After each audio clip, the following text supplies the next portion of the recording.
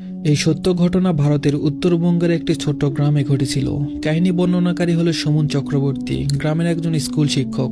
প্রতিদিন সন্ধ্যায় তিনি স্কুল শেষে হেঁটে বাড়ি ফিরতেন। তার বাড়ি যাওয়ার রাস্তাটি ছিল নির্জন এবং সেই পথের মাঝেই ছিল এক পুরনো শ্মশান। শ্মশানটি নিয়ে গ্রামে নানা ধরনের গুজব ছিল। কেউ বলতো সেখানে অশুভ শক্তি বাস করে, কেউ আবার বলতো রাতের বেলায় শ্মশানের কাছাকাছি গেলে অদ্ভুত আওয়াজ শোনা যেত। সুমন এসব গল্পকে কখনো গুরুত্ব দেয়নি। তিনি বিশ্বাস করতেন এগুলো স্রেফ মানুষের মন গড়া কল্পনা। একদিন সন্ধ্যায় স্কুল ছুটি হতে দেরি হয়ে যায়, রাত 8টা বাজে। গ্রামের রাস্তা তখন একেবারে ফাঁকা।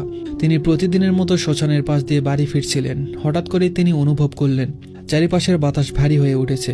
শ্মশানের কাছে দিয়ে হাঁটার সময় হঠাৎ শুনতে পেলেন কেউ যেন তার নাম ধরে ডাকছে, সুমন, থামো।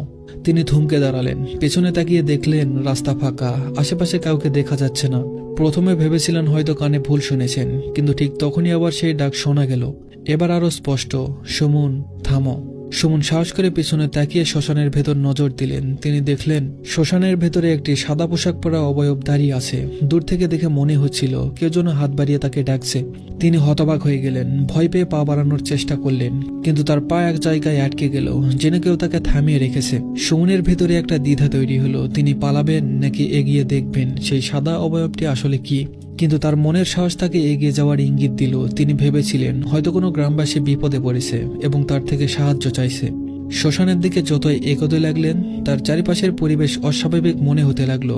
বাতাস যেন থমকে গেছে, চারিদিকে এক নিস্তব্ধতা, দূরে কুকুরের হালকা চিৎকার আর ঝিঝি পোকার আওয়াজ ছাড়া আর কোনো কিছুই শোনা যাচ্ছিল না। শ্মশানের দরজায় পৌঁছে সুমন দেখলেন সেই সাদা অবয়বটি অন্ধকারের মধ্যে এক জায়গায় স্থির হয়ে দাঁড়িয়ে আছে। তার হৃদস্পন্দন দ্রুত হয়ে গেল। তিনি সাহস করে ডাকলেন, কে আছেন এখানে? কেন ডাকছেন আমাকে? কিন্তু কোনো সাড়া এলো না। তিনি একটু এগিয়ে গেলেন। হঠাৎ করেই সেই অবয়বটি ঘুরে দাঁড়ালো। অবয়বটির মুখ দিকে সুমনের শরীর এক মুহূর্তেই ঠান্ডা হয়ে গেল। মহিলাটির চোখ দুটি ছিল একেবারে কালো আর ঠোঁটে এক অদ্ভুত বিকৃত হাসি। তার লম্বা চুল এলোমেলো ভাবে পড়েছিল, যেন বাতাস ছাড়াই নড়ছে।